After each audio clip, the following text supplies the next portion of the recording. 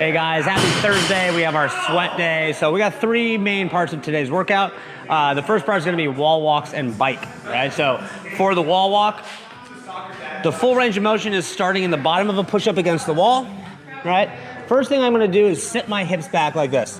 Then I'm gonna lift both my knees up, tuck my head between my arms, reach up with one foot, other foot, and then from here I'm gonna walk, okay? Ideally, you're gonna walk your hands about 10 inches from the wall, walk yourself back out, and then lay back down, and that's one rep, okay? So that's challenging if you've never done it, so I'll give you some scaling options. The easiest one is kind of just like an inchworm. Your feet never leave the ground. Go wider feet, push up, walk your hands back till your butt touches the wall, and then come forward, okay? Step two, try to get your feet on the wall. Start by backing your hands up just a little bit, and then you're gonna do the same exact thing. Tuck your chin, lift your knees, step up, and then just try to move your hands once, back and forward, and then back down, okay? Just stay in your comfort zone, moving in and out to the best of your ability, all right? We're gonna couple that with a bike. So that's gonna be the first workout, those two movements. We're gonna rest. The next part is gonna be three movements. We have double unders, dumbbell snatch, and toes to bar. So double unders, another challenging movement. Main thing here, we wanna be practicing to get to this. So if you're doing singles, we tell people to do slow singles, okay? Not super fast, so that eventually you can try to put a double in there, okay? Notice my wrists are what are moving the rope. We don't wanna be straight arms with our singles. We wanna feel the wrists, and eventually we're gonna do a double jump, okay? When you're first learning, you might trip up a lot. We call these struggle unders, and that's okay, all right? We don't want you always doing singles because you're never gonna get better. So just practice, do your best. You can count attempts or just practice for a period of time, but make sure you start trying those double unders, okay? Focus on using your wrists and that nice cadence of your jump, okay? Movement two is the dumbbell snatch. Dumbbell snatch starts between your feet, nice flat back, dry with the legs, jump up to a straight arm position. If you can, you're gonna switch in the air, touch and go. Okay, again, flat back at the bottom, driving, and notice the dumbbell stays close to my body the whole way.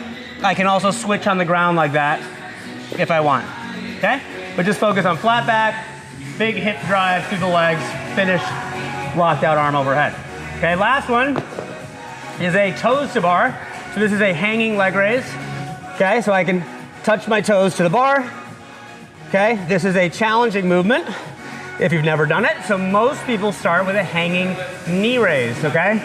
So lift the knees, down and up, okay? Grip or shoulders can be challenging here if you're not used to it. So make sure you're safe on that. You can go to the floor and do a version that's just working on the core of a tuck up or a V up, okay? Or even just a sit up to work on your core. But those are the three movements. Sit-ups are in the last one, so ideally try to do something where you're hanging on the bar if you can. But we're gonna take a break after that. Part two of the workout, and the last one's going to be the classic bodyweight gymnastic movements. We have strict pull-ups, push-ups, and sit-ups, all right? So 4 strict pull-ups. If you don't have those yet, that's fine.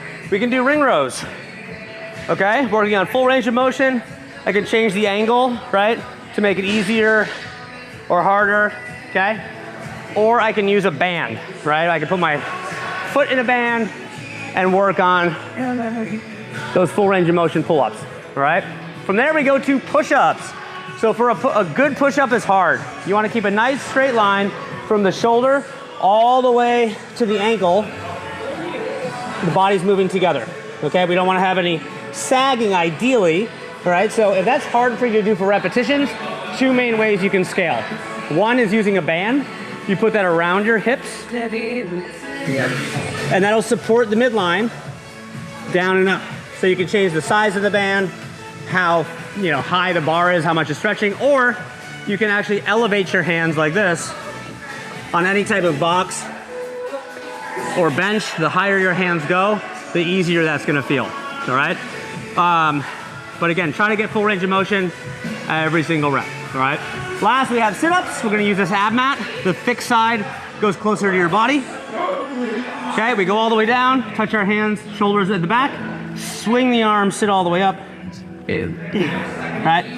And that will be our final movement of the day. So have a good Thursday, guys. See you tomorrow.